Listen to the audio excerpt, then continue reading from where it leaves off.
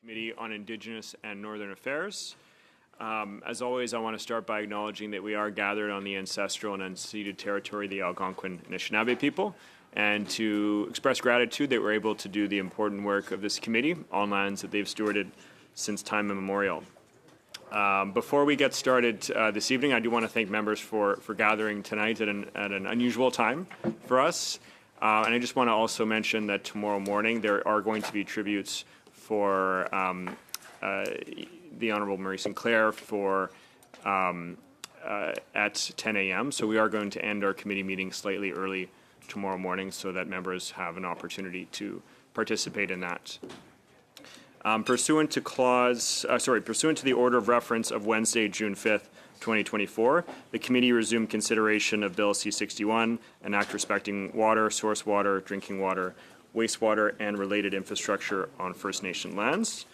And to help us with clause-by-clause consideration of Bill C-61, I would like to again welcome our witnesses to the committee. We have Nelson Barbosa, the Director General, Community Infrastructure Branch from the Department of Indigenous Services. We have Rebecca Blake, the Acting Director, Legislation, Engagement, and Regulations from the Department of Indigenous Services. And we have Douglas Fairburn, Senior Counsel for Crown Indigenous Relations and Northern Affairs. So before starting, I do want to remind members that amendments are confidential and sub-amendments are to be shared electronically or in paper in both official languages and sent to the clerk for distribution. And I see that there are a few sub-amendments that have already been circulated this way. So there should have those either in email or in a paper copy as well. And so we finished our meeting on Monday in Clause 4. We had just carried NDP 9. And so tonight we are going to start with NDP 10. So with that, we can get started, and I'll just give the floor to anybody that might want to move NDP 10. Ms. Idlout. Yeah, thank you. My apologies for, I forget, what was the vote for NDP 9?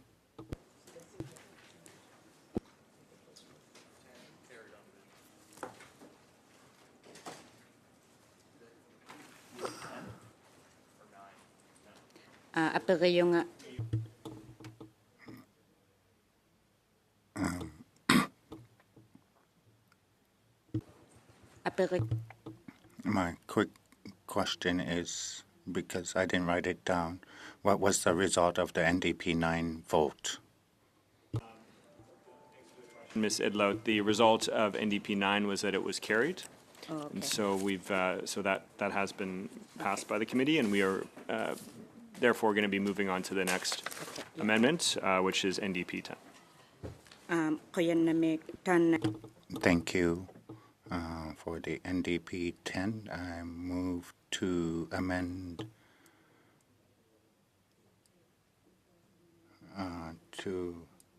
it's been brought by the Assembly of First Nations to amend that to recognize Indigenous rights in their jurisdictions. Thank you very much, Ms. Idlout. I will open the floor for those that want to make an intervention. I see Ms. Atwin has her hand up. Oh, thank you very much, Mr. Chair. And I want to thank all members as well for being here this evening. I know it's a busy week. I know we have busy schedules, but this is just such an important piece of legislation, and I just really appreciate everyone's efforts. And on NDP 10, certainly support the ability for First Nations laws to be enforced in agreed upon protection zones. I'm just wondering if this actually provides any additional, practical authorities, if it achieves what I what I think it's trying to achieve. I don't know if it adds anything to the bill specifically, so I don't know if I can turn to the our experts on our witness panel here just to kind of give us some insight into what that amendment does. Yeah, appreciated.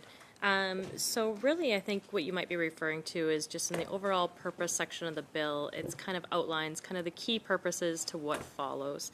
And already in F really covers that source water protection and collaboration amongst provinces, territories, First Nations, and Canada. That's needed in those protection zones as they're often off of First Nation lands. So that would be kind of more the provision that applies to what you're probably trying to achieve through that one. Thank you. Thank you very much, Ms. Atwin. And apologies, I forgot to mention earlier that because NDP 10 has been moved, NDP 11 cannot be moved, but they are identical. So, but I just wanted to make sure I flagged that for members. Are there any other members that would like to make an intervention? Mr. Baptiste, and then I will of course have Mr. Lemire. So I understand the purpose of this section in here is to recognize the rights, ensures that our laws are consistent with UNDRIP and the Constitution of Canada, and where you see this addition from the NDP being not necessarily needed there because it's already covered in F. Is that correct? That is correct. Okay. Merci beaucoup, Monsieur Baptiste. Et je vais aller à Monsieur Lemire. Merci. Bien. We'll now go to Mr. Lemire. Thank you very much, Mr. Chair. We share the same concerns as my colleague from the beginning. For the same reasons as NDP 9, we believe that the impact on provinces and territories will exist, and we need a bilateral agreement with provinces, and for that reason, we will be voting against. Merci beaucoup. Thank you very much, Mr. Lemire. Is there any other colleagues that would like to make an intervention? Mr. Melillo. Thank you, Mr. Chair. Just quickly, I think to build off the questions from Ms. Atwin and Mr. Baptiste, not only does this seem to be covered in F, if I'm not mistaken, this is fairly similar to NDP 9, which was just adopted. Is it not in terms of the, at least the guiding principles? With the addition of protection zones, would it not be covered in NDP 9 as well? Yep, Okay. absolutely. That's good. Thank you. Okay. Thank you very much, Mr. Melillo. Unless there are any other interventions, maybe we can just go to a vote. Shall NDP 10 carry? Okay. Sounds like we have on division. No, recorded. We want a recorded division. Okay. Let's do a recorded division.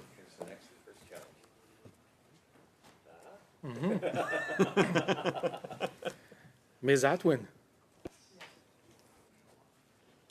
Mr. Baptiste. No. Mr. Carr. No. Mr. Hanley. No. Mr. McLeod. No. Mr. Melillo. No. Mr. Schmel. No. Mr. Shields. No. Mr. Zimmer. No. Monsieur Lemire. Contre. Ms. Idlaut. I say yes.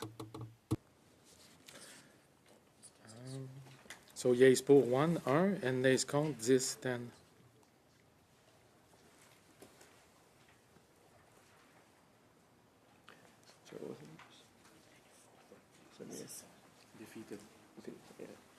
Okay, motion is defeated. And as I mentioned before, NDP 11 cannot be moved because they are identical. And so the next amendment we will be moving to is c'est Bloc Québécois 3. Et Will now be. Monsieur Lemire circulé. I know that Mr. Lemire has handed out a new amendment.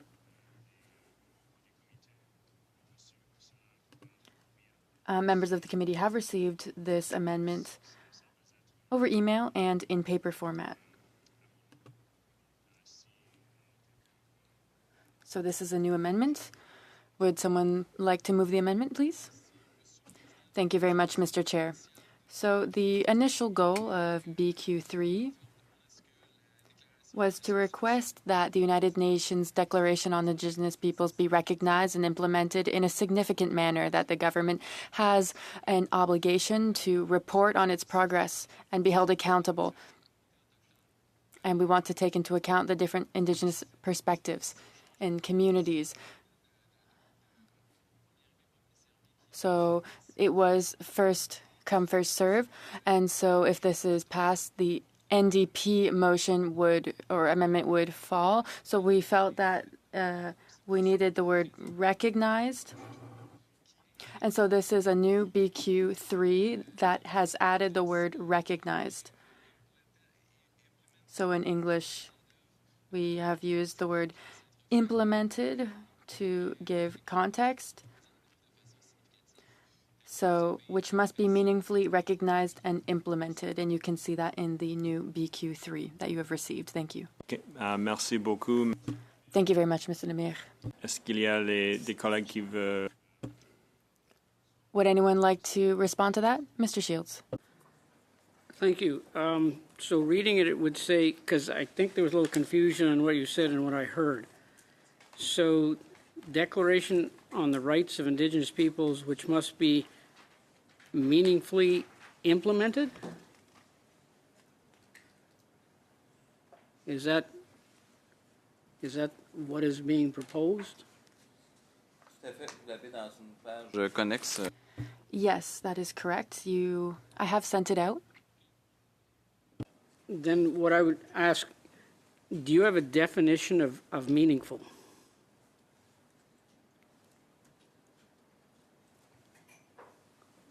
Question? That's a good question. Je peux peut-être poser la question, effectivement. I think maybe I should ask the question to our experts. Meaningfully, it takes into account the political aspect of things. Like I said, the message that there will be positive change for First Nations. So that's why we're suggesting the word meaningfully, but if someone has a different interpretation, I'd be happy to listen to that. Yes, I think it would be in the first part of the clause refers to the ensuring laws in relation to water services on First Nation lands and policies and practices are implemented. And so this meaningfully recognized would refer to those laws and policies. So meaningfully in this case means that the government must essentially take steps to ensure those laws are adhered to, and would be done within the spirit of the United Nations Declaration on the Rights of Indigenous Peoples. So I think that would be the context of meaningfully. C'était le sens que nous voulions donner, effectivement. Yes, that was the meaning that we had intended. Merci, Monsieur Lemire. Thank you, Mr. Lemire. Mr. Monsieur. Just to follow up on that, that's very different than what you just said, Mr. Fairburn. You said must. And there's nothing must in that. It says meaningful. So when you said that you must, so that's very different connotation of meaningfully when you were to use the word must there. So,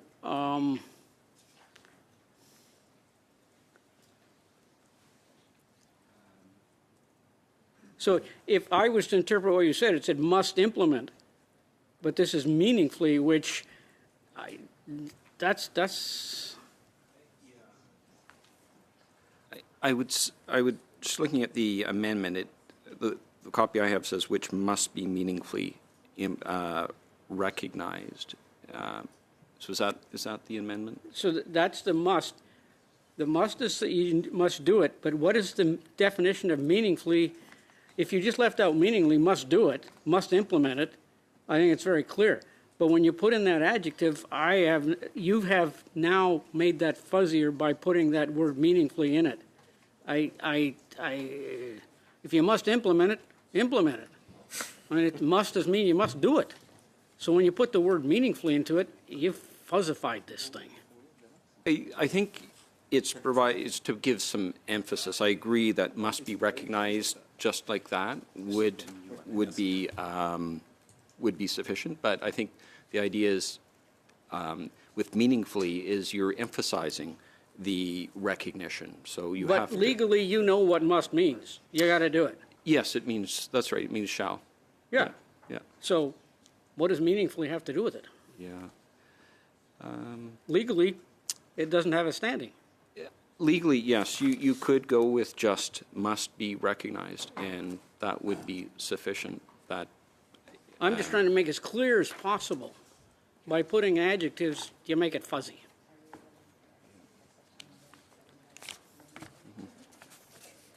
Thank you very much, Mr. Shields. Does anybody else want to weigh in on this before we get to a vote?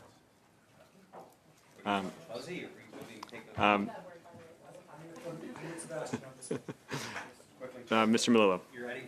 Quickly, Chair, if I could, I'd just like to, I think, build off the point that I believe my colleague was getting to, having this inclusion of this amendment, having it being meaningfully recognized and implemented. I suppose the question is, does it have any tangible change on the bill? I mean, UNDRIP is already mentioned in the bill. It's already law in Canada. Is this more, again, is it just more of a principle that we can get behind, or does it actually have a tangible difference on this legislation? the first part refers to ensuring that laws in relation to water services are implemented, and so I would say you don't need this extra sentence to give meaning to what the clause already says. So it gives some extra emphasis, I suppose, but it wouldn't change the actual meaning legally. Thank you. Thank you very much, Mr. Melillo. I see Ms. Idlow has her hand up. I think I have a, because I know that when we want to submit sub-amendments, they need to be written, especially if we're adding new words. But is it still the same condition if we want to delete words?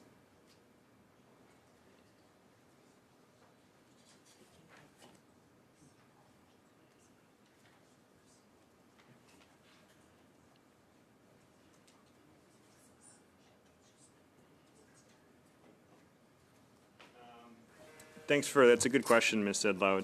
And I think still ideally it would be circulated because it's not just what it might be in English, but also what that translation might be in French. And so I think just to be safe, that would be ideal. But if members all agree that that's not necessary, then we don't have to. But I would encourage it would be avoid some potential risks if we do proceed down that process of actually circulating it in written form first.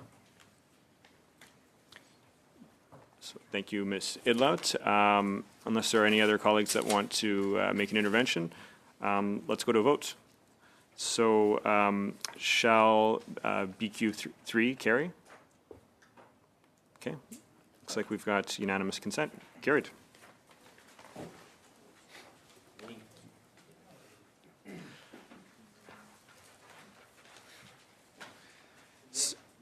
Certainement, c'est le nouveau BQ3 et non. And that's the new BQ3. Yes, of course, the new BQ3. So next, we will be moving to our next amendment, which is NDP 12. And I'll just open the floor for Ms. Idlow. Thank you, Chairperson. This item, NDP 12, I move this item. It's been requested by the Assembly of First Nations to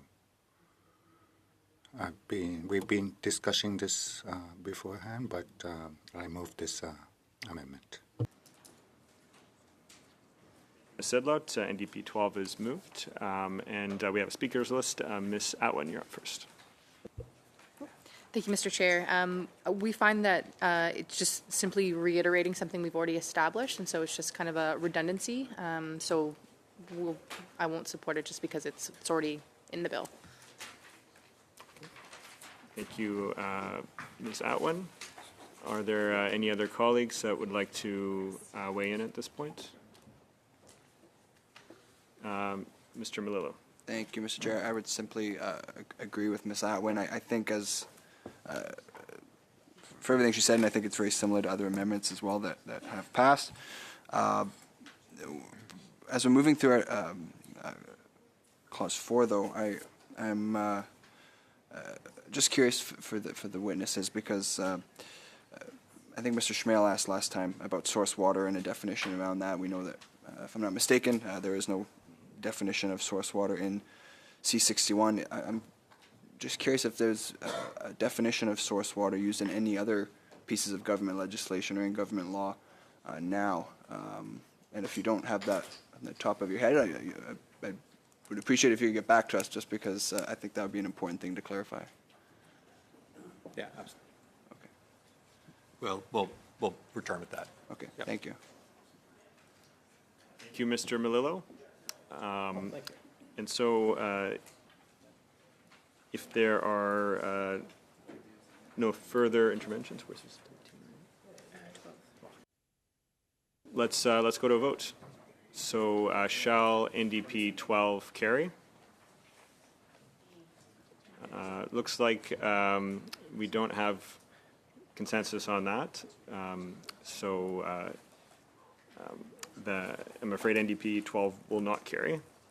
It's defeated. And our next amendment we'll be moving on to is NDP 13. And I'll just open the floor for a mover of NDP 13. And Ms. Idlaw, you have the floor. Thank you. Regarding, I was going to ask what the term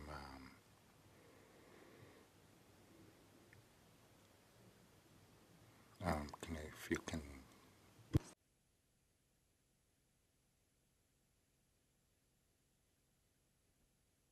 Okay. I was not too sure how to say this, but thank you, Sebastian, for helping me out.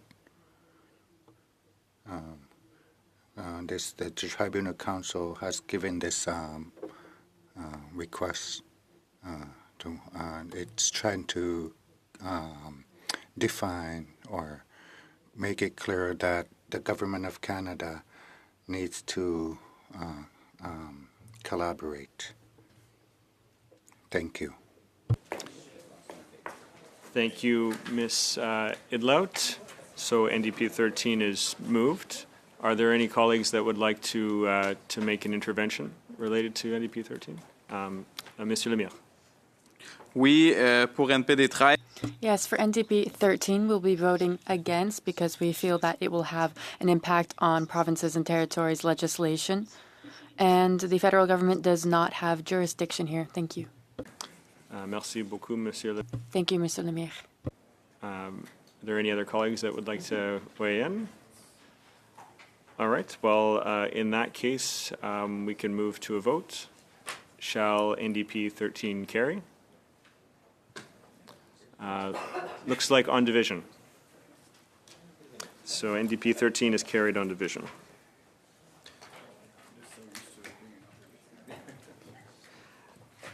So next we will be moving to NDP 14. And I'll just open the floor for a mover of NDP 14. Thank you. Regarding NDP 14, I moved this item. It's also being requested by the Firequest Hill Tribunal. I thank them for supporting them, and I'm trying to make this. I keep forgetting, but the previous member of Parliament, Romeo Shankanash, has helped me in preparing this and to make it more understandable. So thank you. I thank him for that. He had help with this, so I just wanted to state this, that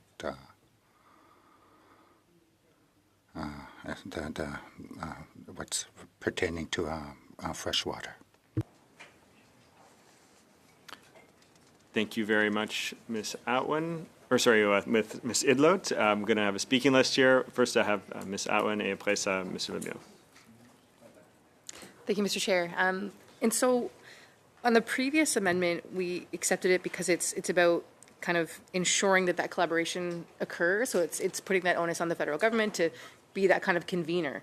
In this NDP 14 clause, though, I think it oversteps into that jurisdictional boundary, and I think it does open up the bill to potential constitutional challenges, and we just can't take that risk. And so we won't be accepting this one. Thank you very much, Ms. Atwin. Next, I have prochain Monsieur Lemire, et après ça, Monsieur Milo. Merci, Monsieur le Président. Thank you, Mr. Chair. I have a question for our witnesses. If negotiations fail, or if we've come up to a stalemate, will C-61 be implemented to overcome this stalemate? Will we go through a mediation process? Will we go to the court, or will we just let things happen the way they happen? Yeah, thanks for the question. Merci pour la question. Thank you for the question. In relation to this amendment, but more broadly, I think the question is we'll get to some of these sections around protection zones, but it essentially is willing cooperation between provinces, territories, First Nations government or governments to align those laws. As currently drafted, there is no compelling mechanism to bring parties to the table or to create binding mechanisms to superimpose laws should there not be willing partners. Okay. Merci. Thank you. Merci beaucoup, Monsieur Thank you very much, Mr. Lemire. Lilo on the list. Thank you, Mr. Chair. I'm also inclined to vote against this for much of what has been discussed already. I think that this has potentially a lot of implications into provincial jurisdiction, and perhaps even beyond. I mean, I think the word transboundary is one that raises some flags to me. I think of my geography. Folks will know coming from Kenora, I'm right on the top of Lake of the Woods, which is actually an international body of water. So it's an area that is shared between Ontario, Manitoba, and Minnesota as well. And I think that there could be a number of concerns, even from an international standpoint, if this was to move forward. I don't know if officials have any comments on that specifically, but I just wanted to raise that concern. Yeah, I appreciate the concern. Just in kind of the scope of the federal parliament, a bill can only apply in Canada, just in case that helps in terms of mitigating that. So the cooperation that already exists around the lake near where you live would still remain in place, and there would be no kind of impact on that. No, absolutely. I didn't want to insinuate. Maybe I wasn't clear that it would impose itself into American waters or anything like that, but I think just the fact that it is a shared body of water used for as a source of water, recreation, a number of sources, I think just could cause some concerns. So I appreciate that response. Thank you. Thank you very much, Mr. Melillo. Next, I have Mr. Zimmer, and then after that, Ms. Idlo.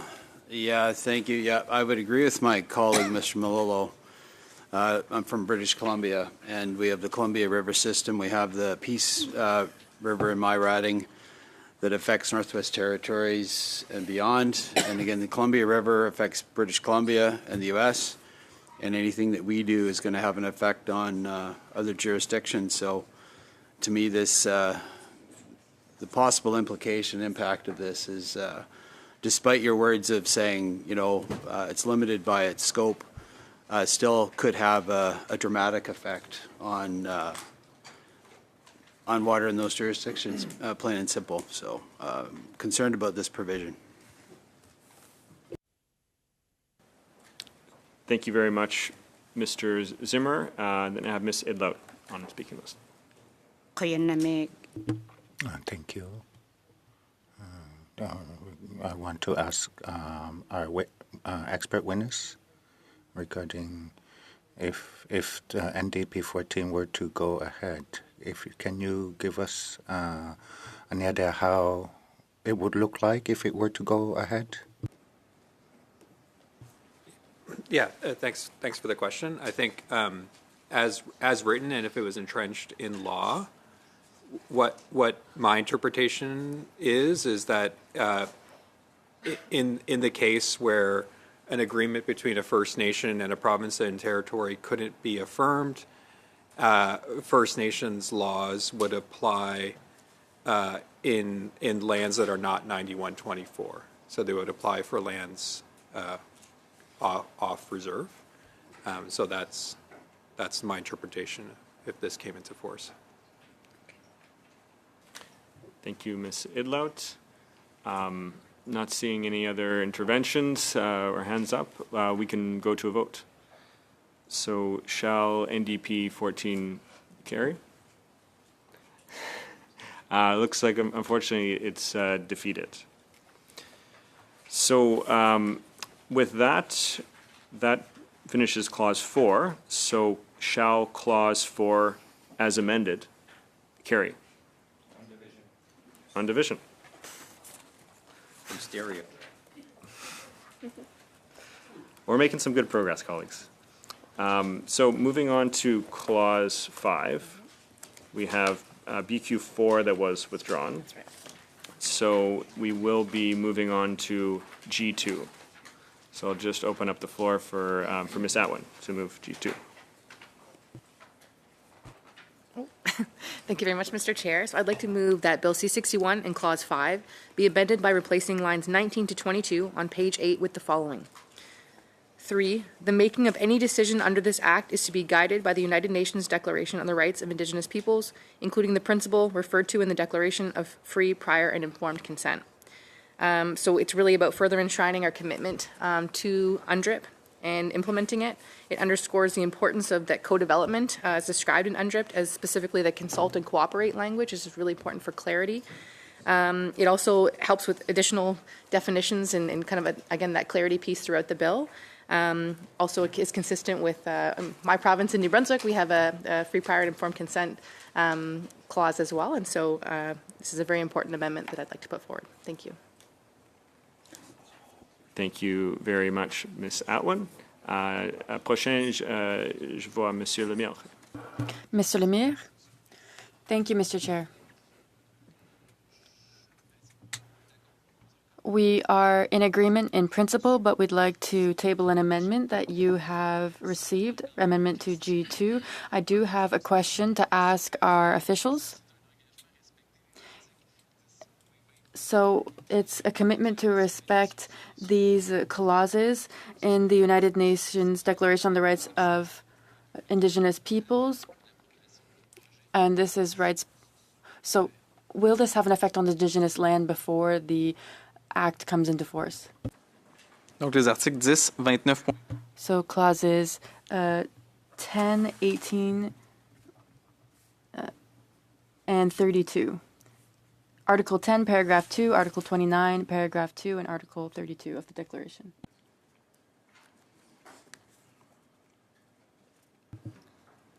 Unfortunately, I don't have that proposed right in front of me, but in context, the principal section is really about guiding decision-making for all parties through implementation of the bill.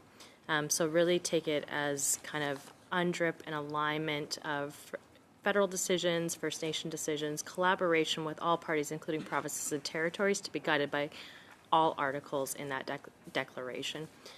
So it's really, again, guiding decision-making, not necessarily that all decisions must rest and be fully checked all those boxes before that decision's made. OK, donc ça l'oblige pas. So this doesn't force the explicit consent of Indigenous peoples before an act be enforced. This will not be the scope of the bill. We're not ensuring that First Nations have given their explicit consent to the bill beforehand. Not in the context of this bill, no. Donc, en ce sens-là. So, in that case, Mr. Chair, I would like to table the sub-amendment that you have received, sub-amendment to G2. You have received a printed copy. to state that we take into account Article 10, Paragraph 2 of Article 29 and Paragraph 2 of Article 32 of the Declaration, that this be added to G2, and this is to amend Clause 5 of Bill C-61 by replacing 9s 19 to 22 on page 8. And that this be amended by adding the following after consent, as I said, as well as Article 10, Paragraph 2 of Article 29 and Paragraph 2 of Article 32 of the Declaration. So if I can explain this, if you'd like. Yes, of course. So basically, we want to ensure several things here.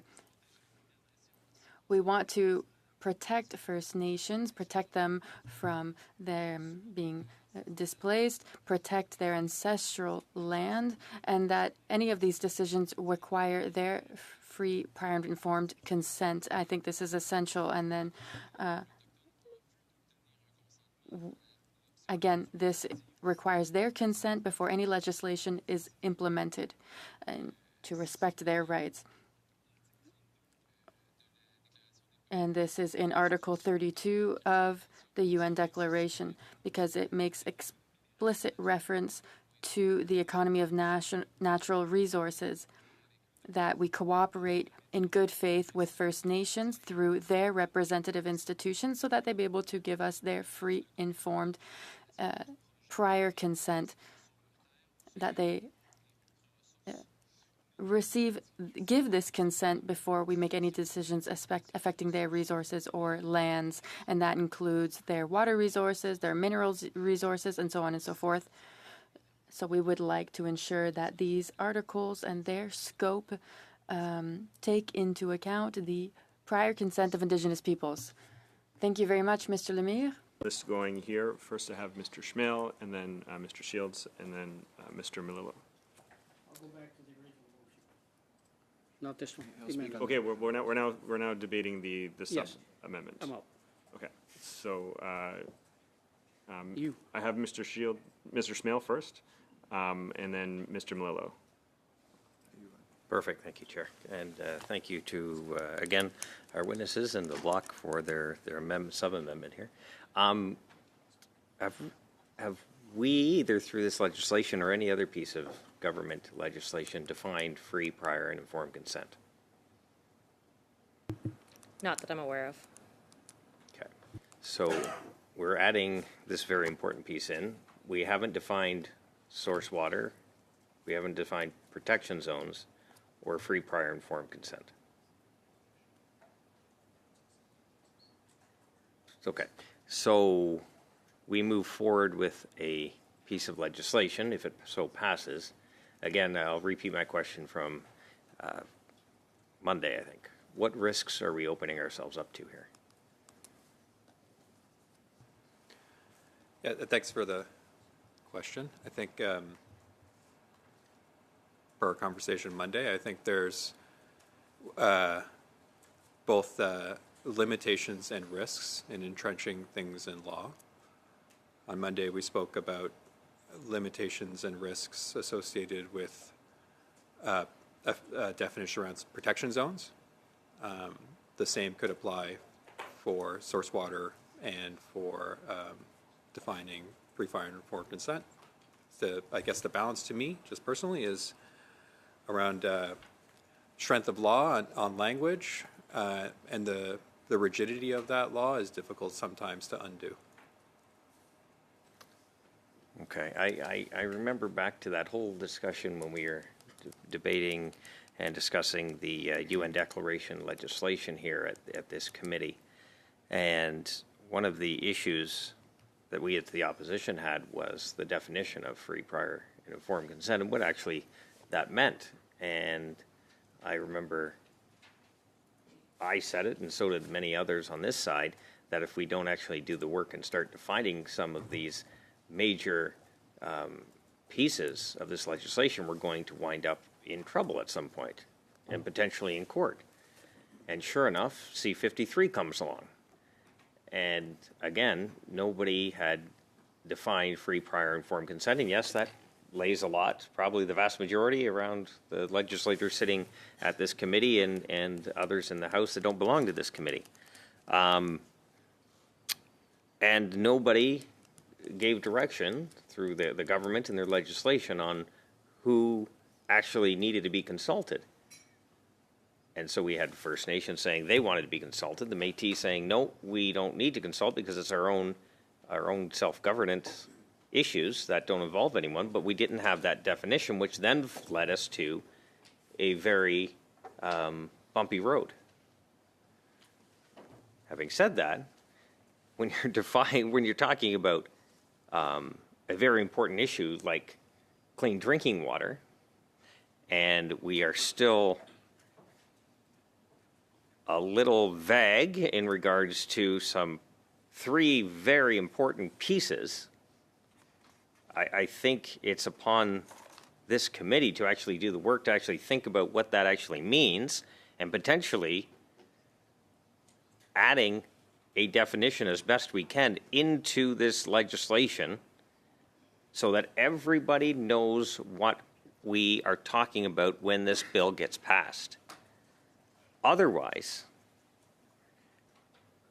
you're not going to be able to provide certainty to the First Nations who are waiting for clean water. You are not going to be able to provide certainty to industry who may or may not want to start a operation. This is very concerning to me, and I'd like hopefully some indication around this table that we are hopefully going to get to it before we wrap up the clause by clause at the end of it. And obviously that's not to the officials, it's to the group around the table. I just happen to be looking in your direction because you're right in front of me. So. Okay, well, thank you very much, Mr. Schmale.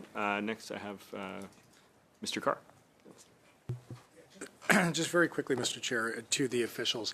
I guess where I'm just a little confused about the line of argument from Mr. Schmale, I understand where he's coming from, but if the Parliament of Canada has already adopted UNDRIP, inclusive of the language, free, prior, and informed consent, then absent of a definition of that language, which, as you answered a few moments ago, legislation already passed through Parliament is absent of a definition of that language. It's unclear to me as to what difference this would make. So, in other words, we've already passed a law that didn't define this, but is guided by the principle of it. What difference would this make in lacking a definition if that piece of legislation has already made its way through Parliament? So I'm just trying to kind of understand the clarity there. Thank you. Yeah, thank you. Thank you for the question. I think you kind of answered some of the finer points with some of the question. I think UNDA and UNDRIP have been passed and acknowledged. They make reference to a series of provisions, including free, prior, and informed consent, definition aside. To turn back to the motion, it would be referencing essentially provisions that are already entrenched in Canadian law.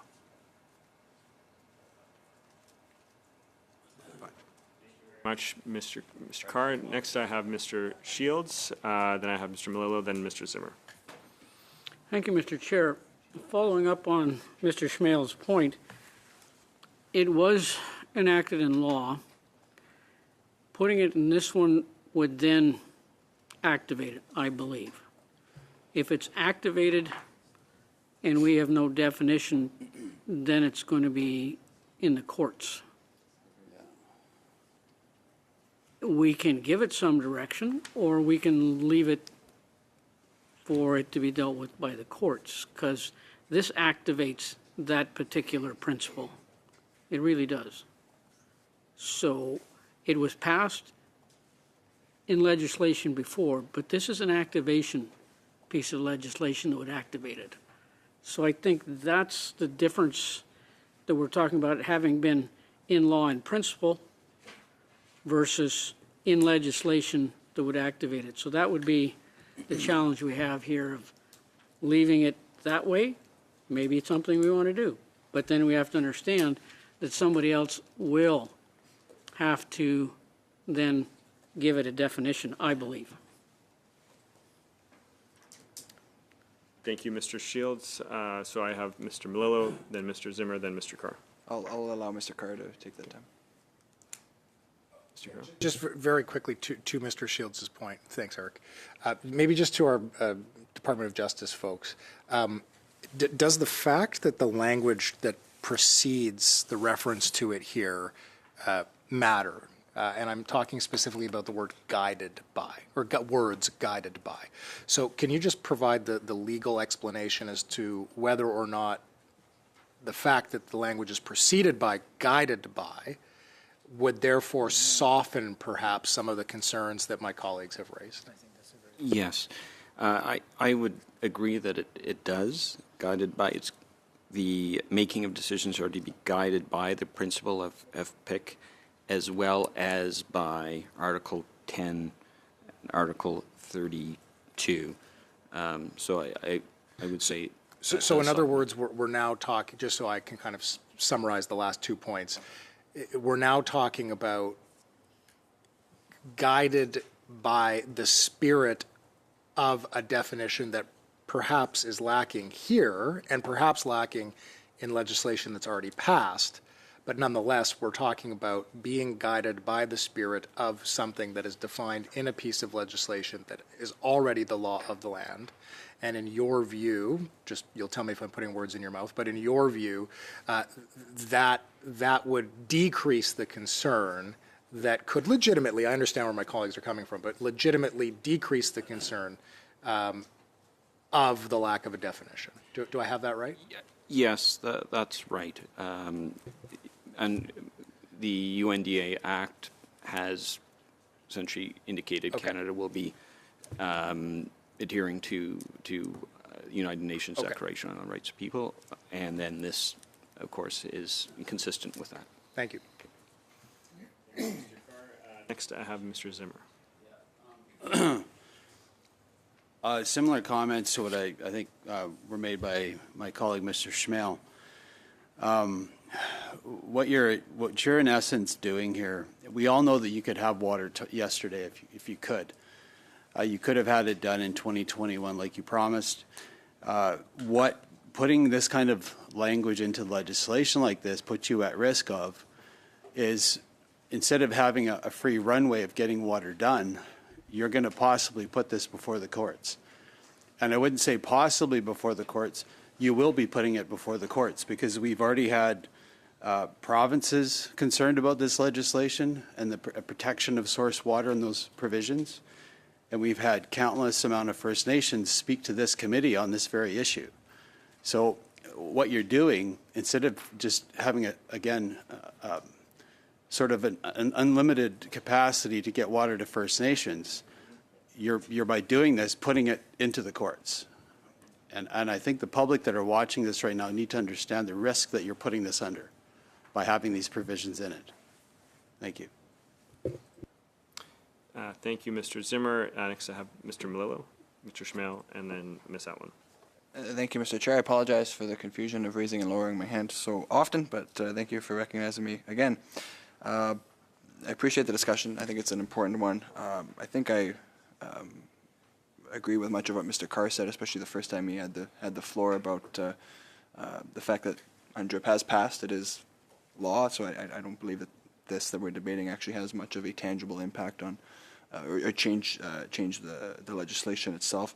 But now that we are discussing it, I think there's some important clarifying questions that I have. There are some other amendments that will be coming that mention free, prior, informed consent. I'm just wondering from this clause, without the amendment, just this clause here already mentioning FPIC, would that then ensure that free, prior, informed consent is necessary throughout all aspects of this legislation? I'll start with that question. No. No. It's a guiding principle for decision making. So it's Okay. it's not a necessary in terms of moving forward Okay. on decision making. Okay, so just the guiding principle. So there are some other amendments that want to put it explicitly into other aspects. Those amendments would not be moved. They would still need to be moved for that to happen. Well, and I'm not sure if I understand the question correctly, but I'll take a stab at it. So in essence, with a guiding principle, it's any decision making to take into account that free, prior, and informed consent. So it does not mean that consent needs to be achieved in order to make a decision.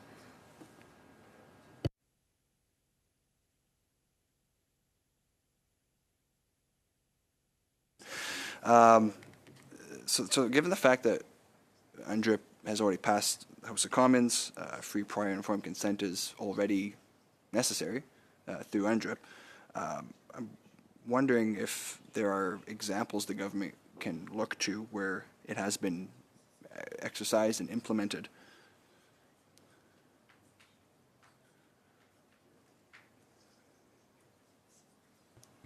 We're happy to return with that as well. Sure. Yeah, I would appreciate it if you could. I'll just make a note of that. And if I could ask another question, again, since UNDRIP is already passed, are there specific measures, or I guess what is the accountability mechanism for it within the government to ensure that they are living up to it?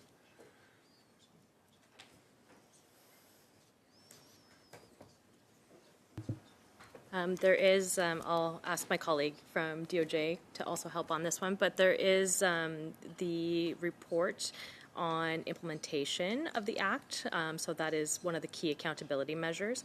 I would also kind of point to the committee's work as well, Section 5 of UNDA, as we like to call it, to try to take all measures necessary in consultation cooperation with Indigenous peoples to ensure federal laws are aligned with the Declaration itself as well. So that's part of the work that's ongoing through your committee today. Okay. Thank you. Hello. Next, I have Mr. Smell. Thank you, Chair. And just to reiterate what Mr. Carr said, as we know, the UN Declaration is law, but just so it's on the record, it is law, but we do not have a definition for free, prior, and informed consent. Is that correct? Yes, that's correct. That is correct. Okay. So, again, this goes back to what I mentioned earlier when we had said this is going to be an issue back when we were discussing that very important piece of legislation. We agreed with the principles, we agreed with the vision, we agreed with everything in that UN declaration, the implementation legislation. What we had an issue with was definition, or the lack thereof, of free, prior, and informed consent, and we knew this was going to be a problem. Maybe not right away, maybe years down the road, and sure enough, as I said earlier, C-53 came along.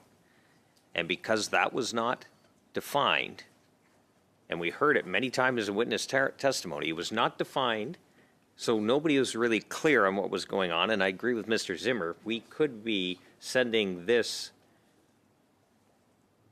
into a battle in the courts at some point because a bunch of things, important terms, are not defined, especially free, prior, and informed consent. And again, I go back to C-53. There are groups threatening court action on C-53. I know it's in limbo right now, but at the same time, there are groups threatening court action. Because why? Because it was not defined at the time. We did not do our work. And of course, it was rushed through by the other parties because nobody wanted to take the time and get it right. So again, we're having major issues with some definitions, and I would like to know, hopefully, or get a sign from someone in the room that we will be getting to a definition at some point so we know exactly what it is we are talking about, not some aspirational document that doesn't really define what source water protection zones are, or a protection zone, or what source water is. This is a piece of legislation that is severely lacking if we don't do our work here. Absolutely severely lacking. Thank you, Chair. Thank you, Mr. Schmell. Next, I have Ms. Atwin and then Ms. Idlow. Thank you, Mr. Chair. So just quickly, on the Department of Justice website, there's a public backgrounder for the United Nations Declaration on the Rights of Indigenous Peoples, and it details this. More specifically, free, prior, and informed consent describes processes that are free from manipulation or coercion, informed by adequate and timely information, and occurs sufficiently prior to a decision so that Indigenous rights and interests can be incorporated or addressed effectively as part of the decision-making process, all as part of the meaningfully aiming to secure the consent of affected Indigenous peoples. So it appears as though the Department of Justice does have a definition, or we can look to that.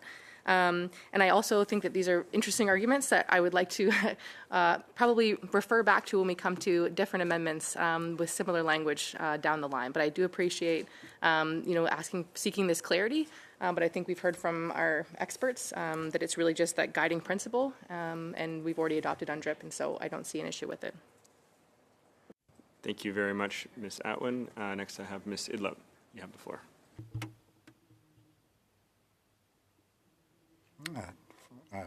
First, I would like to say when people are, C-53 is being referred to, I don't recall what was in it, but what I can recall is that C-53 was not able to go through due to different factors.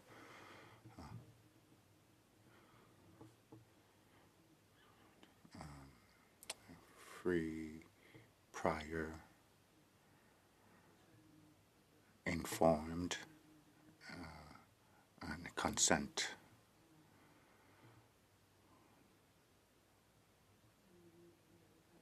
It doesn't, to me, it doesn't look like it will diminish the strength, or it may well make it weaker. But for me, I support the amendment G2, both the G2 and this amendment that's being proposed. So I support both of them because we can. Even if they're not clearly defined, it will not be. It will not create a roadblock because we are trying to plan ahead to the future. I don't know if the courts will need to define this, but even if it's brought forward to the court.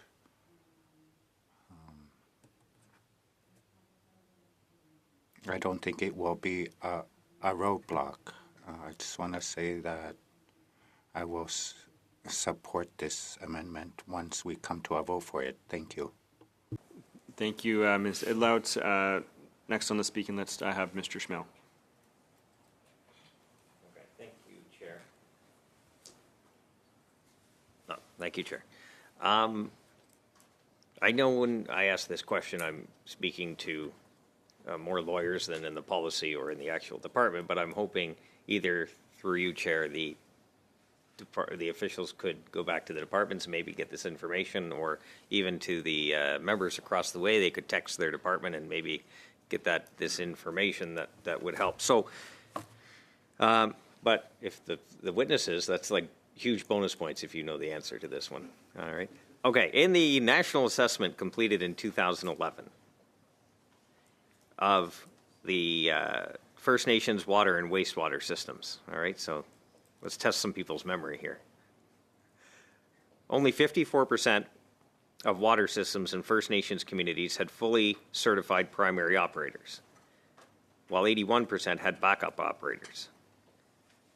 And the report goes on to list that the ability to develop and retain suitable certified operators is critical to having a well-run water or wastewater system.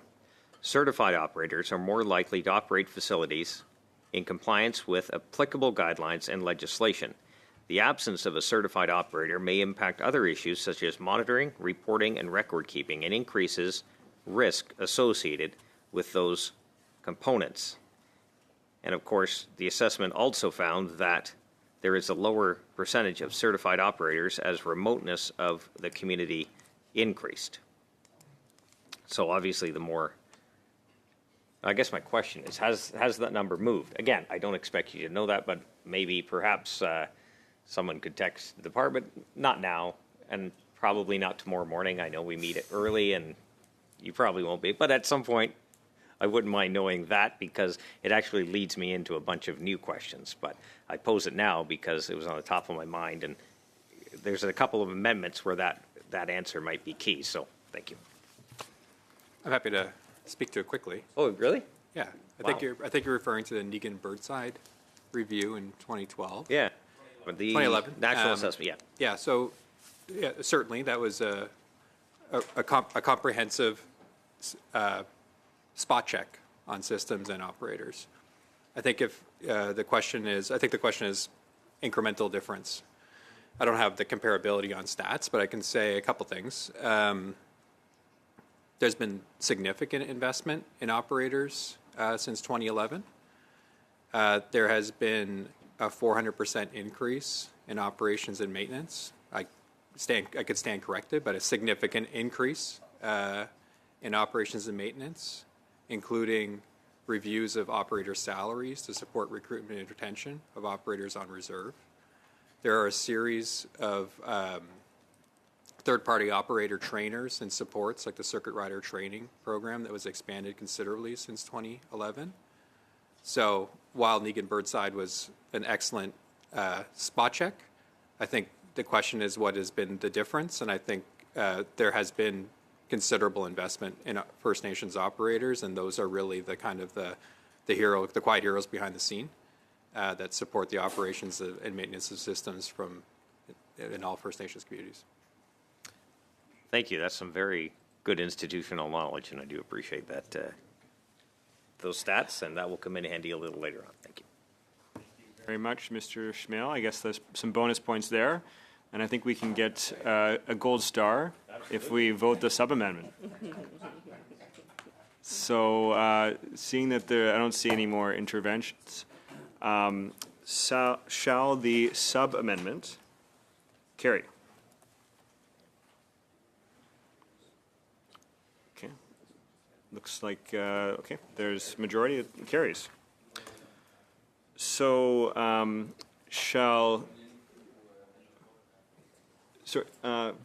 Majorité ou unanimité? Was it unanimous consent or the majority? It looks like unanimous. Before we take that vote, just for a second. For the We just need the 2 motion seconds. or the sub-amendment.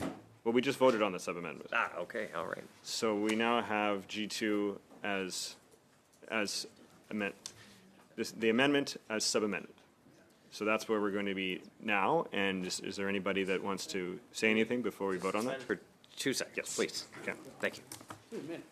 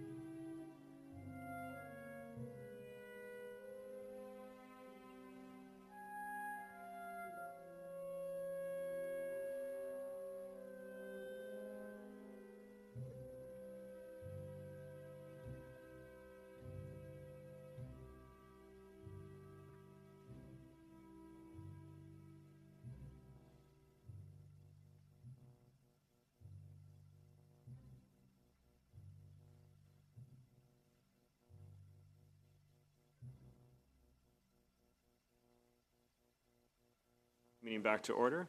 Mr. Malillo. Great. Thanks for that, Mr. Schmale. Well, unless there's any, it doesn't look like there's anyone else that wants to add to this at this time.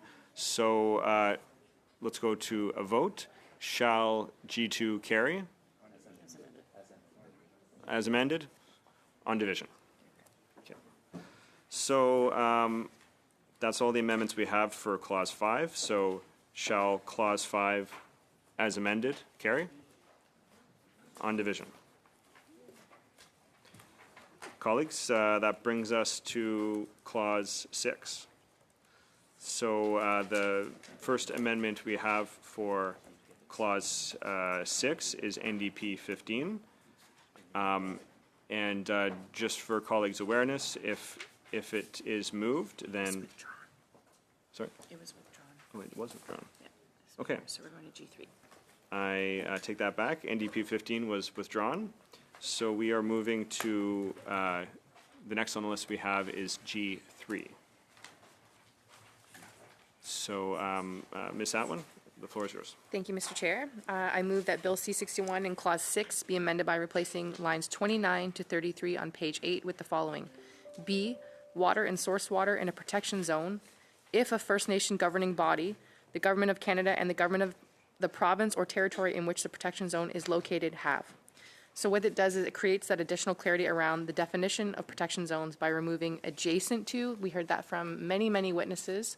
It's also further clarity around who is involved in determining the parameters of a protection zone. So you'll see as we get there, it's about allowing Indigenous communities to have that control.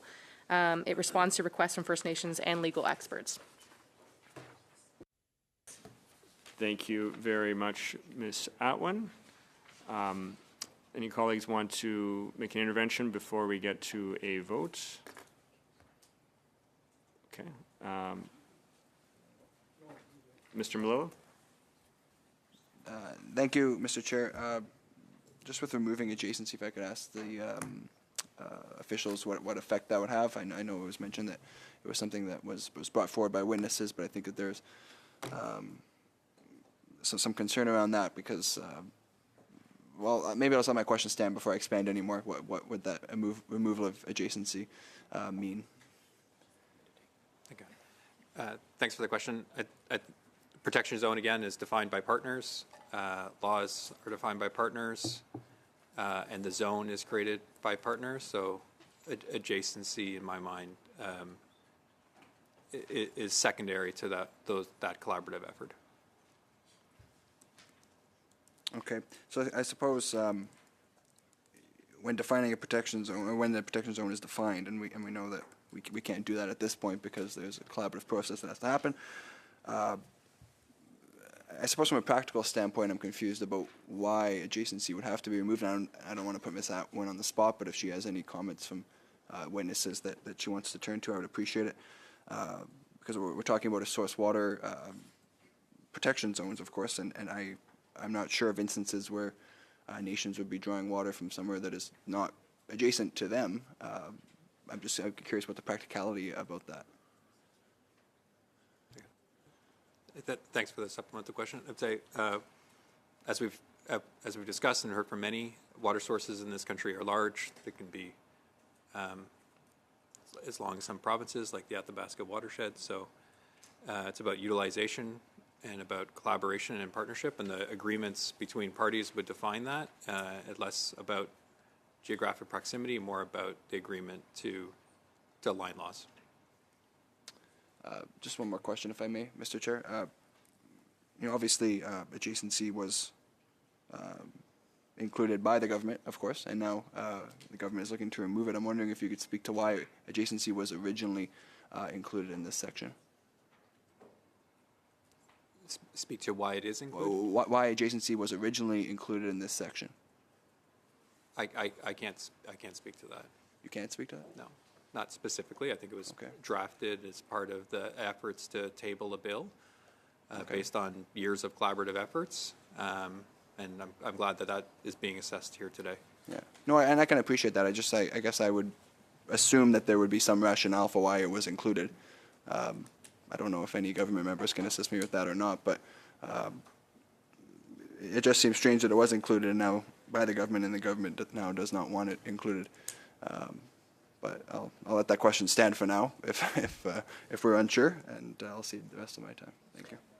Thank you, Mr. Malillo. Next, I have Mr. Shields. And I think, thank you, Mr. Chair.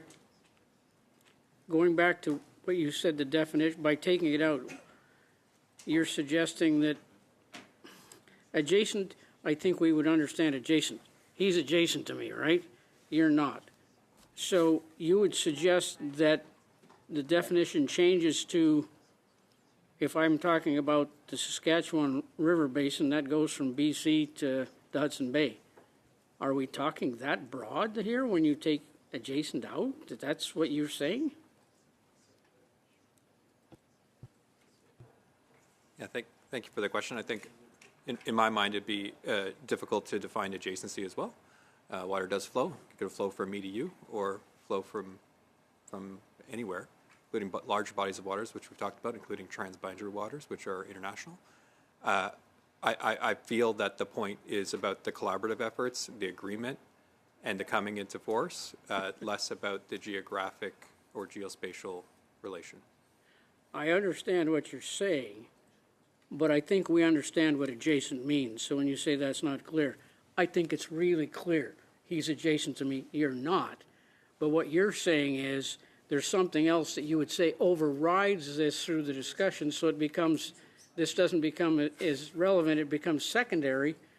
And I think that's a risk to say, okay, you take the adjacent out, the other part, it's not as important because you will have done something else more important because of what the clause says. So that's a concern for me, because I understand what adjacent means, and you just said something else is going to override the concern on that. So that's a real concern for me. Thank you very much, Mr. Shields. Not seeing any other hands up, so let's move. Oh. Mr. Zimmer? Yeah, just for the sake of, we've had a member from Alberta. I'll speak from British Columbia's perspective. This could affect, and I spoke about the Columbia River system before, and I also spoke about the Peace River system and its connection to the Northwest Territories in the Arctic. By removing that adjacency, if one particular project, you could say, protecting source water could affect almost an entire province, potentially in a so-called protection zone. And I guess that's what I'd be concerned that its implications could be vast. You know, and even what you said, the definition is kind of loose, but its effects could be very impactful to the province. So I would be very concerned about this provision as well. Thank you, Mr. Zimmer. So with that, we'll go to a vote. Shall G3 carry? Okay, on division. So G3 is carried, which brings us to NDP 16. And open up the floor to Ms. Idlo. Thank you, Chairperson.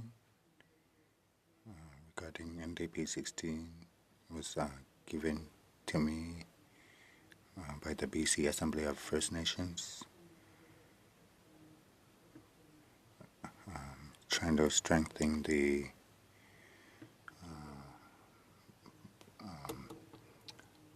Section 6, and then trying to make the details more clear when there's collaboration.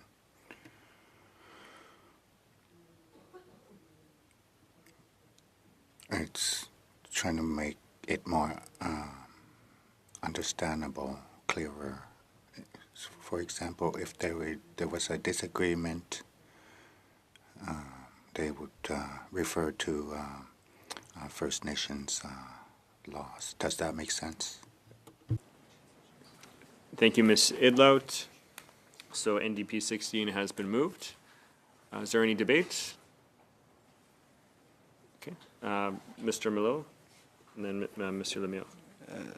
Thank you, Mr. Chair. I'm just curious on, I guess, the scope of this. It seems to me like it is putting a lot of onus on the provinces that we, as a federal government, don't necessarily have the authority to, unless I'm misreading it. I think you're reading it, I don't know about onus, but it certainly puts obligation That's a much better word. Okay. So you would agree with that this is placing obligation on It's similar to the previous one that we talked about regarding provincial obligations. Okay. Forget the provision, but yeah. I appreciate that. Thank you. That's all. Thank you, Mr. Melillo. Monsieur Lemire, vous avez la parole. Merci. Ben effectivement, première. Thank you. So, at a first glance, we would be against, but I have a question. Does Bill C-61 limit First Nations' ability to legislate? Will they only be restricted to legislating on their own lands? Yeah, the defining characteristics of the legislation is about lawmaking ability for First Nations on First Nations lands. Protection zones is about collaboration, but the overarching intent is laws on First Nations lands.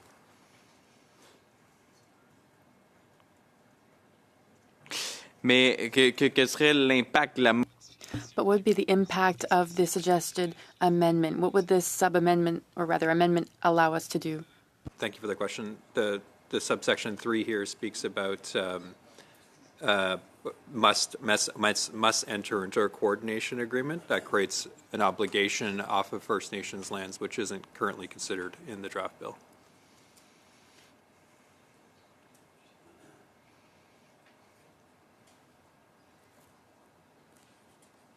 Okay. Merci. Thank you. Monsieur Lemire. Thank you, Mr. Lemire. Mr. Zimmer on the list. Excuse me.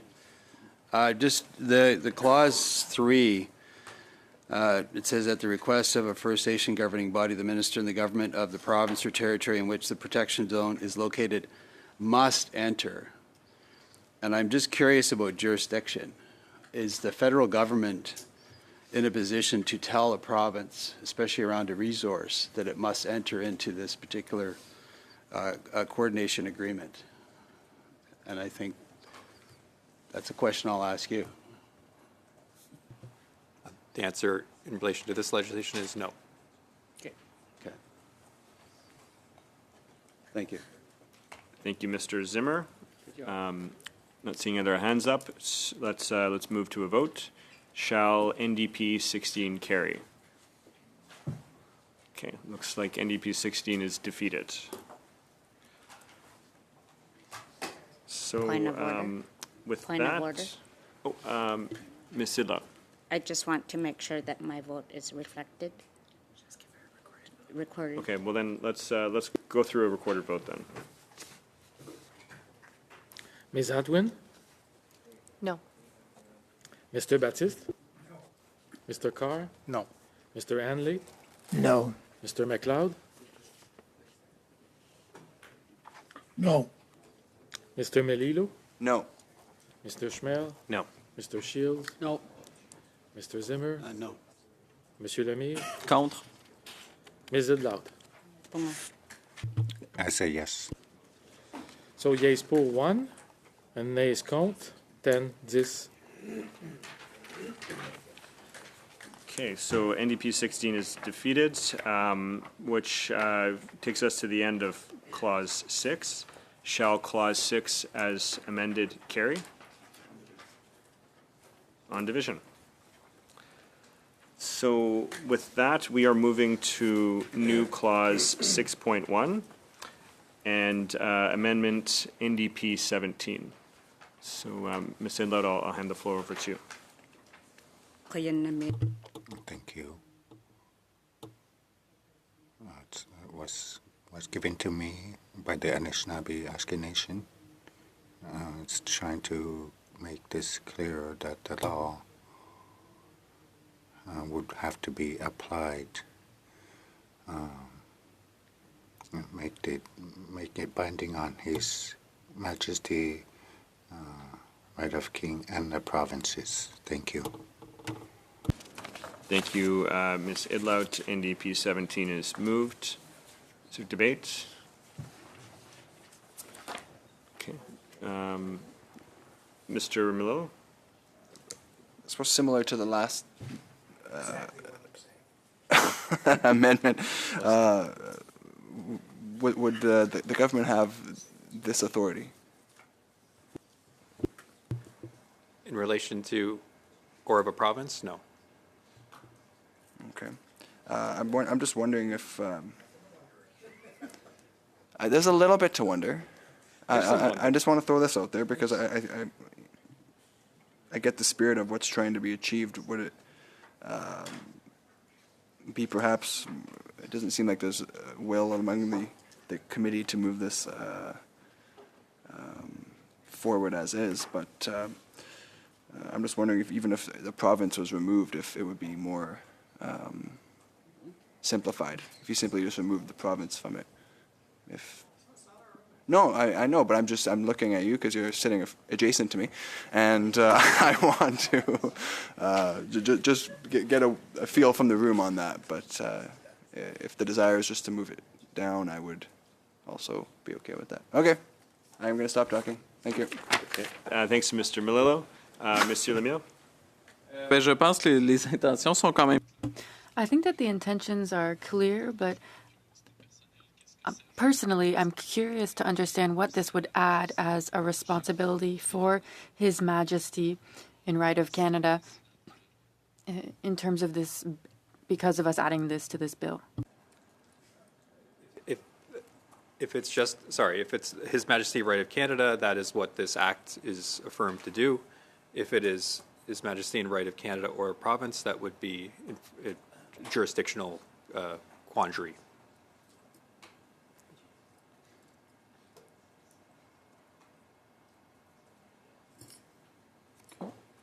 Merci, Monsieur Lemire. Thank you, Mr. Lemire. Point of order. Yeah, thank you. I was heckled very much during my intervention. I just want to make sure that all members understand there shouldn't be any crosstalk during the committee proceedings. Thank you. Thank you, Mr. Melillo. I'm not sure if that was a point of order, but in any event, let's go to a vote. Shall NDP 17 carry? Ms. Idla, would you like a recorded division? Okay, we'll have a recorded division. Ms. Atwin? No. Mr. Baptiste? No. Mr. Carr? No. Mr. Henley? No. Mr. McLeod? No. Mr. Melillo? No. Mr. Schmel? No. Mr. Shields? No. Mr. Zimmer? No. Monsieur Lemire? Contre. Ms. Idla? I say yes. Yeas pour, 1, nays contre, 10. So NDP 17 is defeated. So with that, we're moving on to Clause 7. And given that NDP 18 was withdrawn, we shall Clause 7 carry? On division. Okay. Which brings us, colleagues, to Clause 8. And BQ 5 is the next amendment that we have up. And I understand that there's new language for BQ 5 that has been circulated. Et le collègue, vous auriez cet nouveau langage. So, colleagues, you have this new wording in paper format, and you also received it by email. And I will give the floor to Mr. Lemire to move the motion, if you would like to do so. Or the amendment, rather. Thank you, Mr. Chair. So we want to avoid any line conflicts, and so here we are suggesting to integrate elements that we appreciate in the NDP 19, and we're adding it into this BQ5. So it's a bit of a mix that we're creating here with this new BQ5. So the goal here is that we be coherent with witness statements that we've heard here. Est-ce que vous voulez je donne un peu Should I give you some time to read it? You have the paper copy? Okay, great. So we want to ensure that the status quo applies to the St. Lawrence River and that all parties that are involved in this understand this, and that that UNDRIP already be implemented, but we want to prevent its conclusion. And we want to integrate elements from NDP 19. So here we're adding the aspect that the government has to take necessary measures to consult and cooperate with First Nations. Recent agreements could be affected, such as the Fisheries Act, amongst others, practicing fishing for First Nations is a fundamental right that has been infringed upon in many cases. So I think it's important to integrate this into the Act, especially with C61 that did not require consultation with all Indigenous communities. And they did not necessarily see this final version that has been presented to the government. So those are the main concepts in BQ5. I can read it out, but you have it in front of you. Merci beaucoup, Ms. Thank you, Mr. Lemire. I think that all members already have the wording in paper and by email. Moved, and I'll just inform members that if BQ5 is adopted, NDP 19 cannot be moved because of a line conflict, and merci beaucoup, Monsieur le Maire, pour expliquer. Est-ce qu'il y a le débat sur cette Ms. Idlout, and then Mr. Schmidt? I would like to ask the expert witnesses regarding B25 and the amendment and the NDP 19. How different are they? Which one has more strength? From my understanding or from my idea, from my thought, I mean. It looks like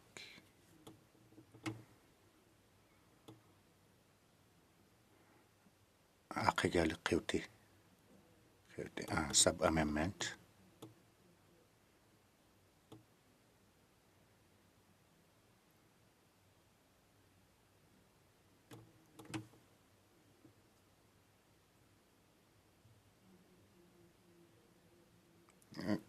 If it was to be added to NDP 19, would it be the same?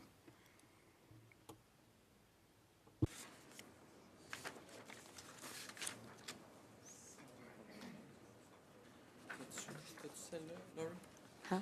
La nouvelle BQ5. Your BQ5. This one Yes. includes.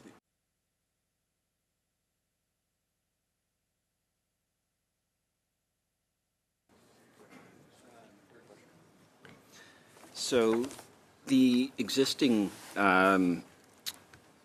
Clause 8 refers to a number of federal statutes that are not in the BQ5. So BQ5 would take out the Canadian Navigable Waters Act, the Canadian Marine Act, and the Canadian Shipping Act. And those were included because there was, there is a national interest to ensure that not just First Nation laws, but provincial laws don't affect shipping and so on. So the idea is that federal laws would be paramount over all provincial laws, First Nation laws, and so on. So that is the first significant part about BQ5. And then in reference to NDP 19, that would introduce a new element of consultation and cooperation into this. So right now, it's a very strict statement saying these federal laws are in effect paramount over any other laws that might conflict. So by introducing NDP 19, it would mean that the federal government would have to consult and cooperate with First Nations before that limitation could come into effect. So it basically changes a strict paramountcy clause into a more conditional paramountcy clause, where the federal government must first take these consultation efforts, and then the clause could potentially kick in.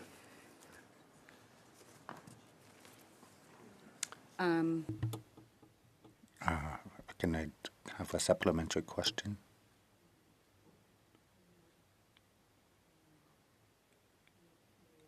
Regarding BQ5.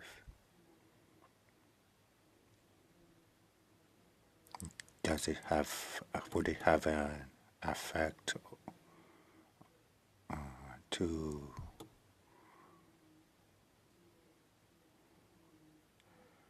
And would it touch upon the federal government's jurisdictions?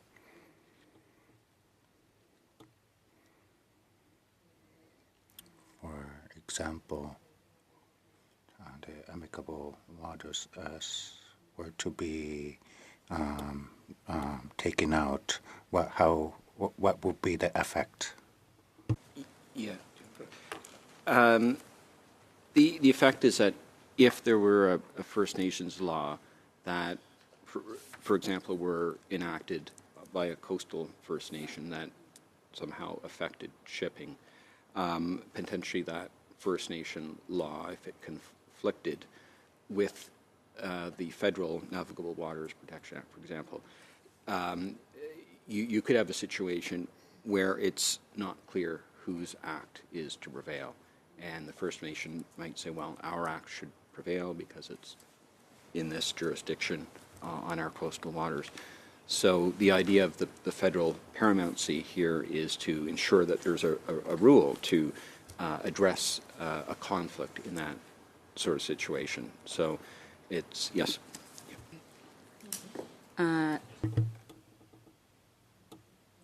If I understood it correctly, the NDP 19, there's a bit of a difference that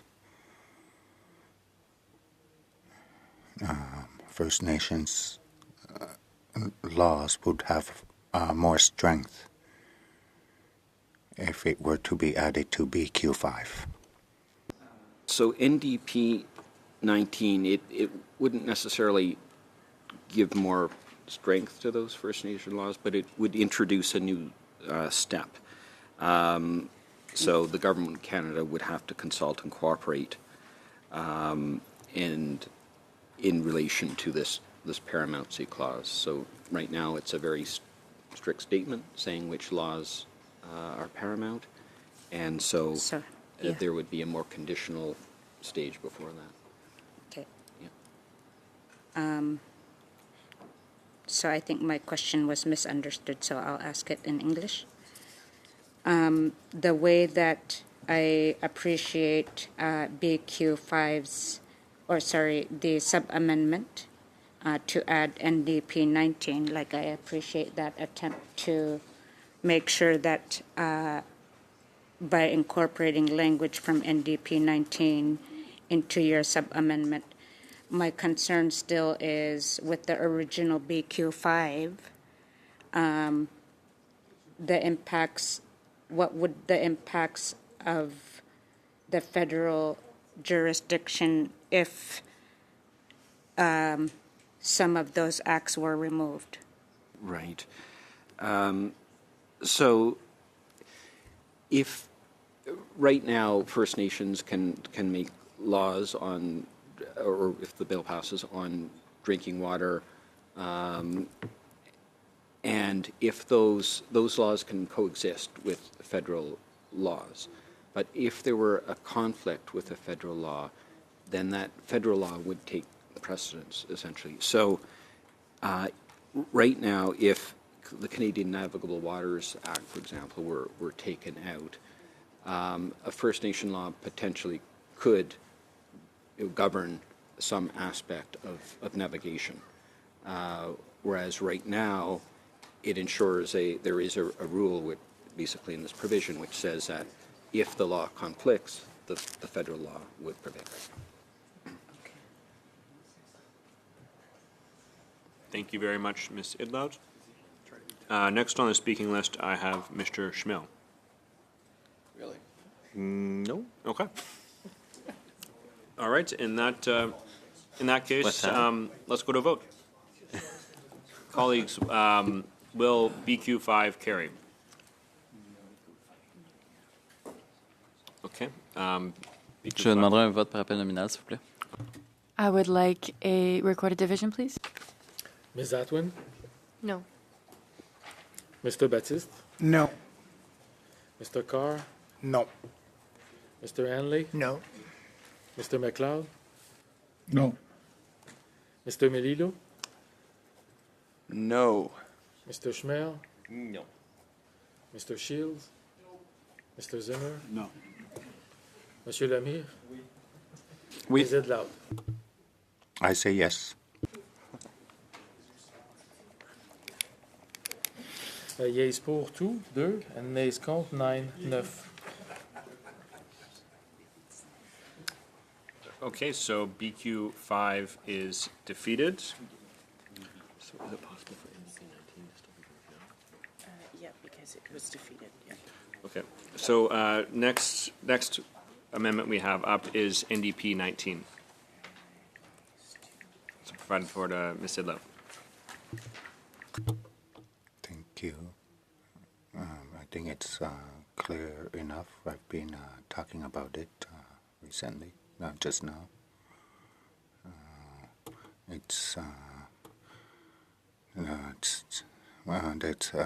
telling the government to do consultations with First Nations and for First Nations laws to be applied. Thank you very much. Ms. Sidlow, NDP 19 is moved. Is there any debate? Okay, so let's go to a vote. Shall NDP 19 carry? Okay. Would you like a recorded division? Yes. Okay. Ms. Atwin? No. Mr. Baptiste? No. Mr. Carr? Mr. Hanley? No. Mr. McLeod? No. Mr. Melillo? No. Mr. Schmel? No.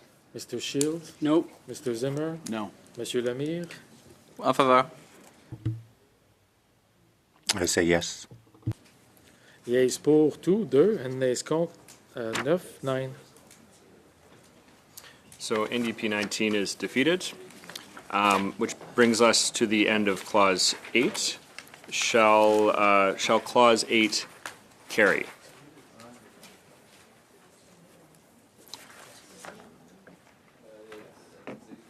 Okay, Clause 8 carries on division, which will bring us to Clause 9. And the first amendment we have is NDP 20. And I'll provide the floor to Ms. Sidlow if she move NDP 20. Thank you. Regarding NDP 20, it's been given to me by Anishinaabe Aski Nation. I just want to remind you that what's being brought forward by the NDP, it's been brought by the NDP. It's been requested by the First Nations peoples. Regarding NDP 20, is supposed to add to Clause 9 regarding First Nation law, as if they were to be amended, that there should be a starting point.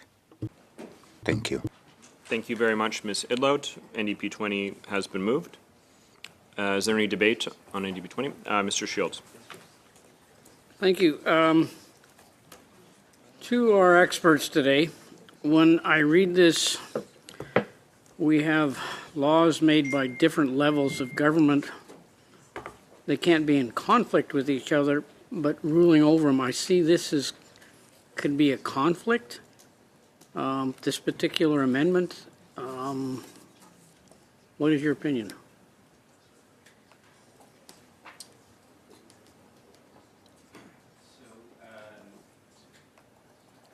The First Nation laws are intended to apply on First Nation lands, and First Nations can make their own laws.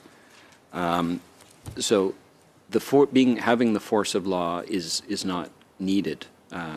Basically, force of law is intended to clothe First Nation laws with the strength of federal laws. And because this applies on First Nation lands, in Clause 6, Parliament is saying First Nations have an inherent right to make laws. it would seem a bit contradictory to say in order for those laws to actually have force, you need the federal force of federal law. They should be able to apply on their own force on First Nation lands. So this provision would seem to be inconsistent with 6B and the inherent recognition of inherent right. So you believe this is clearly saying that if they passed a law on their land, that it doesn't have the force of law outside of their lands that could be enforced by any other enforcement agency? That's the law would not have force of law outside First Nation lands, but a First Nation can enter into agreements with provinces, for example, to seek assistance in implementing their laws on First Nation lands, for example. Understand that clearly, but this would suggest that you can't have a First Nation law that can be enforced off of their particular land, whoever, themselves or a contracted agency. Yes, that's right. The law is supposed to apply on First Nation lands. It has its own inherent force on First Nation lands, but because the bill is focused on First Nation lands, that is the sort of the limit of the jurisdiction of the First Nation law. So if a municipality, let's say City of Calgary, decides to have a law within the City of Calgary, it doesn't have to have any reference to federal. So why do we need it here? That's right. You don't need a reference to force of federal law here. The First Nation law would have its own inherent force on First Nation lands. Right. Okay, thank you. Thank you, Mr. Shields. Next, I have Mr. Schmel on the speaking list here. Actually, Mr. Shields actually asked all the questions I was going to ask. But in this case, I don't know if it is clear or not, and I apologize if this question has been answered before, and probably you three might not know the answer, or might have to ask Ms. Idlout. When she's talking about the First Nations law and where it applies to First Nations land, is it meant to their traditional land or the reserve land, the boundaries proper? The reserve land. The reserve land. Okay, thank you. Mr. Schmel. Next, I have Ms. Atwin. Oh, okay. Well, Mr. Malillo. Thank you, Mr. Chair. Just quickly, I'd like to ask if I'm understood correctly. I thought Ms. Idlow mentioned that this is something that was advocated for from First Nations. I'm wondering if she can speak to any more specifics about that.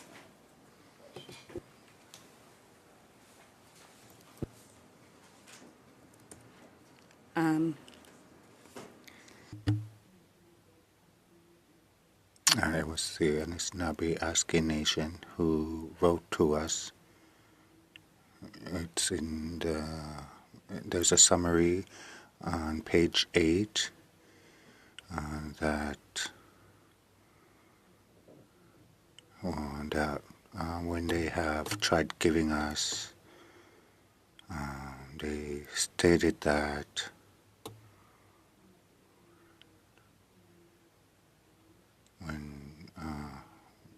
when people have a right, for example, having a right to fresh water,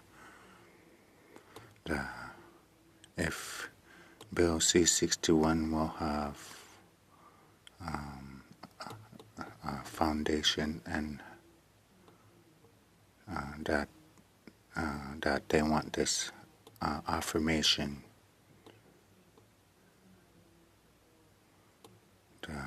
They said they're concerned because the C-61, Bill C-61 is not clearly defined. For example, they want the government, federal government to, it's the Anishinaabe Aski Nation are trying to make this more visible, or put this out there clearer for when provinces have their own laws, for these laws to be applied to in First Nations laws, that this is trying to strengthen. If First Nations were to create laws, not for it to be not just written down, but they want their laws to have more effect, because here with the federal government, the laws can change. So for that reason, if First Nations laws were to change, for this to be written and have the same level as federal laws, if this is understandable.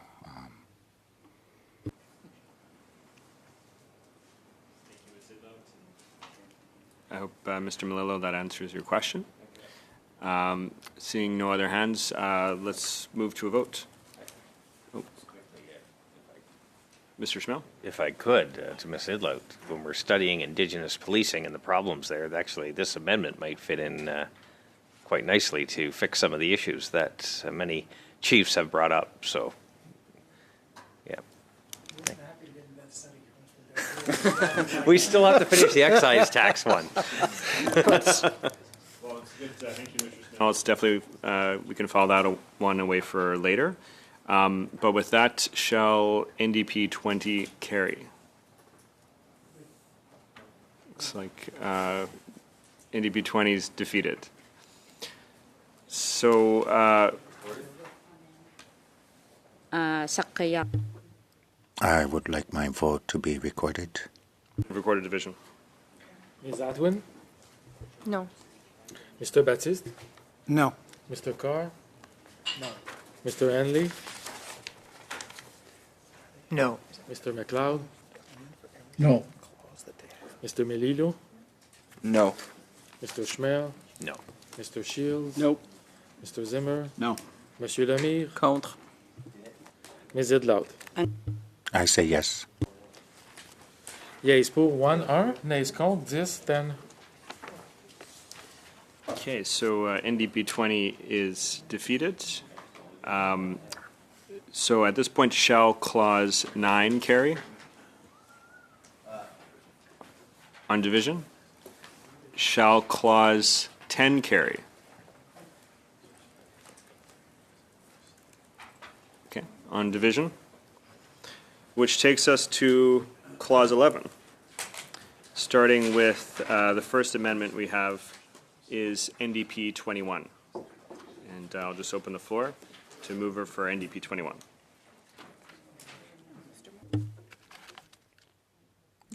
Thank you. This has been given to me by British Columbia Assembly of First Nations. It's to add to in the clause section 5 to 16 of the Act. Thank you. Thank you very much, Ms. Idlout. So NDP 21 has been moved. Debate. Mr. Melillo. Thank you, Mr. Chair. Just while we're having a side discussion here, I might as well bring it to the forefront just so I understand the change. I think here is fairly minimal, but what it would do, and please correct me if I'm wrong, but what it would do is remove Section 8. Because as it's currently written, it says 7 to 9. This would be 5, 7, 9. I just wanted to make sure I'm understanding that. I'm seeing nodding. Thank you. That's all I have for now. Thank you, Mr. Melillo. Not seeing any other hands up. Let's go to a vote. Shall NDP 21 carry? Ms. Idlout, would you like a recorded division? Yes. to Recorder Division. Ms. Atwin? No. Mr. Baptiste? No. Mr. Carr? No. Mr. Henley? No. Mr. McLeod? No. Mr. Melillo? So we'll go on to Mr. Schmel? no. Mr. Shields? Nope. Mr. Zimmer? No. Monsieur Lemire? En faveur. Ms. Idlaut? I say yes. Yeas pour, Nope. 2, and nays contre, 9, 9. Okay, so NDP 21 is defeated. The next we had is Much that you- BQ 6. BQ 6 was withdrawn, which takes us to the new Tonight, we don't have NDP 22. And I'll open up the floor. I understand that a new version of NDP 22 was sent out yesterday. So that should have been circulated to colleagues. And I'll open up the floor to a mover for NDP 22. Thank you. Thank you, Sebastian, for giving me this, handing me this. We added to BQ6 was to add to number 2B to add traditions, customs, and First Nations is added in. And this has been given to us by the Assembly of First Nations. And they have stated that the First Nations laws, if they were not in agreement with other First Nations laws, how there should be negotiations with other First Nations governments. The text is clear, so I'll leave it at that. Thank you, Ms. Idlaut. So NDP 22 has been moved. Debate?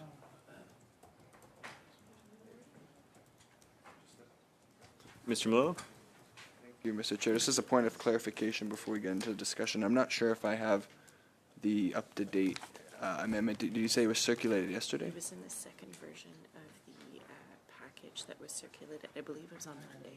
So they don't have- I'm not sure if that was clear in the mic, but it was on the second package of amendments that was circulated on Monday. The second? For it too. I do. Yeah. Sweet.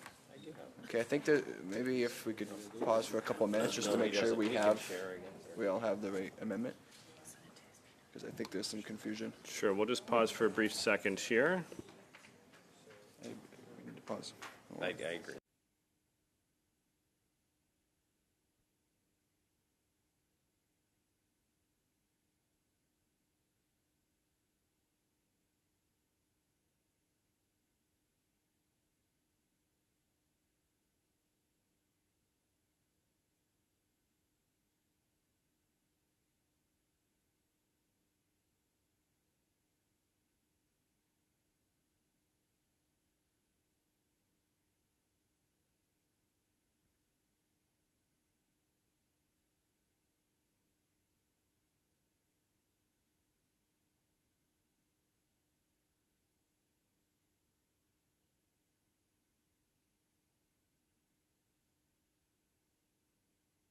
So, colleagues, we just sent it back around. It was sent on Monday, so that would have been in the package that folks would have received. So, I think we're fast approaching 9 p.m., which was the time we had scheduled to go until tonight. But I think maybe there might be unanimous consent to recognize the time is 9 p.m. right now, and adjourn until tomorrow morning. So is that the will of the committee to adjourn? All right, meeting adjourned.